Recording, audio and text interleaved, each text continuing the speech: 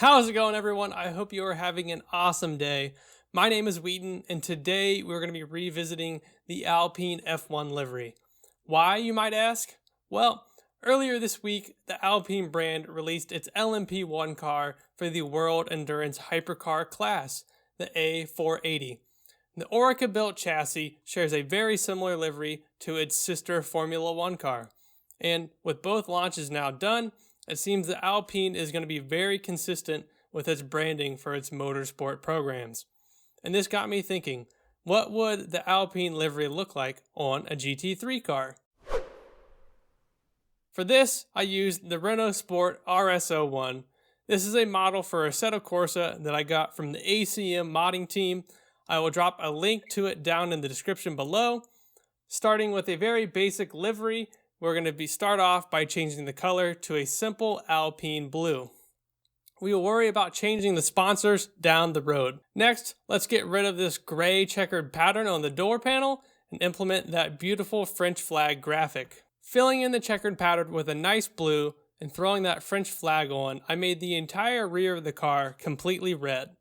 But right now, it still looks pretty bad, so I'm going to mess with the colors of the panels a little bit to see where we can get before I start adding on the sponsors. After making a ton of iterations and small changes, this is what I came up with. To break up all the blue on the car, I focused on adding elements of black, especially on the front. On the F1 car, the suspension bits are all black, so I made the wheel arches a nice black color and inspiration from the F1 car. I also carried some inspiration from the front wing, carrying some black and red elements to the front of the car, as you can see here. With this, it was time to put the sponsor logos on the car. Now, drumroll please, I present to you all the Alpine A971. What do you guys think? Also, I just completely made up that name. Starting with the front of the car, I had to put the iconic little French flag that we first saw on the Renault from a couple seasons ago. Then some really large sponsors on the hood of the car to keep up with a common GT livery fashion. I included the E-Tech on the car, even though this is powered by a twin-turbo V6, so there's no hybrid components. But again, I wanted to stick with the F1 livery and kind of the concept behind that.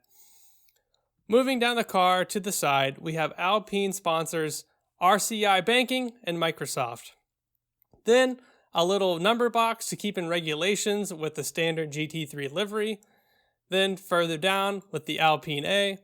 Unfortunately, I wanted to carry the white streaks up all the way on the French flag, but the heavy curvature of the body ended up warping some of the lines and it just didn't look good. So instead, I put a big Castro Edge sticker right above the rear wheel. The two companies have been in partnership with each other for several seasons now, so I really wanted to make that pop. As well, unlike the F1 livery, I made this completely black. If you've seen my livery rankings video or my reaction video to the livery, you know that's a part that I really don't like about the car. It's white and green in the middle of the nice blue color on the side at the engine cover. It just doesn't make sense. But moving on and finishing at the rear, keeping it quite simple, I just have DuPont. For this, I have Braid. That's the sponsor for the wheels on this model. They're braid wheels. And then I have Yahoo. They kind of snuck that on at the end of the livery for the F1 car, so I wanted to do the same. But there we have it, everyone. This is my take on the 2021 Alpine F1 livery, redesigned as a GT3 car. I had a blast making these. As an engineer, I don't normally get to do artistic projects like this, but I will be making this livery available through the link in the description down below.